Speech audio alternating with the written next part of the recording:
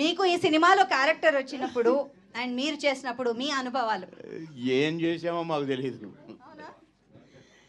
నిజమే చెప్తున్నాను. ఎందుకంటే చెప్పేది చేసేది అంతవరకే తప్ప ఇక బాలన్నతో ఉంటే మాకు షూటింగ్ చేసినట్టు ఉండదు, ఆడుకోవటానికి వచ్చినట్టే ఉండేది. అంటే చాలా అన్నయ్య అదొకటే మీరు రివీల్ చేశారు, మిగతా రివీల్ చేయలేదు. ఆ సినిమాలో బాలన్న నేను ఒకటే గెస్ట్ హౌస్లో ఉండేది. ఇక ఆ గోల గురించి చెప్తే ఇప్పుడు ఇదంతా మర్చిపోతారు మీరు, కనుక ఇప్పుడు చెప్పను, చెప్పాల్సి వచ్చినప్పుడు చెప్తాను.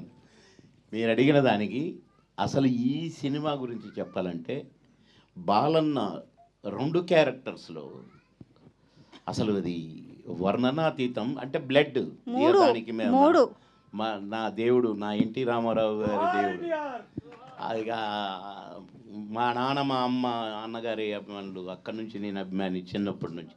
ఆ బ్లడ్ ఈ బ్లడ్ అమ్మో, ఆ ఫైట్స్ చేసేటప్పుడు కన్నా మీరు చూస్తే, ఆ గుర్రాలు నడిపేటప్పుడు మీరు చూస్తే అసలు చాలా చిత్ర విచిత్రాలు అనుకోండి అవన్నీ. కానీ ఈ సినిమాలో బాలన్న ఫైట్ కానీ, ఆ కృష్ణదేవరాయలు గారి ఆ సీన్ అండి, ఆ సీన్లో 2 క్యారెక్టర్లు అసలు కనులు మిరిమిట్లు గొల్లపటం అంటారు చూసారా, అది జరిగింది. కానీ ఈ సినిమా తీయటానికి ముఖ్యంగా అసలు ఇక్కడున్నాడు కృష్ణప్రసాద్ గారు. ఆ కృష్ణాని ఎందుకు పెట్టారో కానీ ఈ శ్రీకృష్ణలాగా అసలు ధైర్యానికి మెచ్చుకోవాలి. ఫస్ట్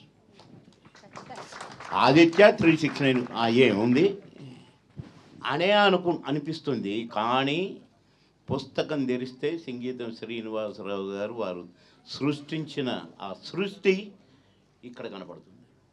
ఆయన ఎప్పుడు ఆయన ఏదన్నా అనుకుంటే దాన్ని నెమరు వేసుకుంటూ అసలు ఈ సినిమా గురించి 1 కాదు 2 కాదండి. ఎందుకంటే నేను నటించిన కాబట్టి, అందులో చూసిన కాబట్టి, ఎలా తీశారో చూసిన కాబట్టి, బాలన్న నటన చూసిన కాబట్టి అసలు వండర్ఫుల్. అసలు మళ్ళీ కాదు, మళ్ళీ ఇప్పుడు బాబీ చెప్పాడు కదా నా చిన్నప్పుడని. ఇప్పుడు వాళ్ళ పిల్లలు కూడా మళ్ళీ పిల్లల్ని కానీ అప్పుడు కూడా ఈ ఆదిత్య 369ని కొత్త సినిమాగా చూస్తారు. అది మాత్రం గ్యారంటీ. సేమ్ అదే పాల బుగ్గలు మా బాలన్న, అదే మీసం, అలాగే కనపడతాడు. For more videos like this, subscribe Big TV channel.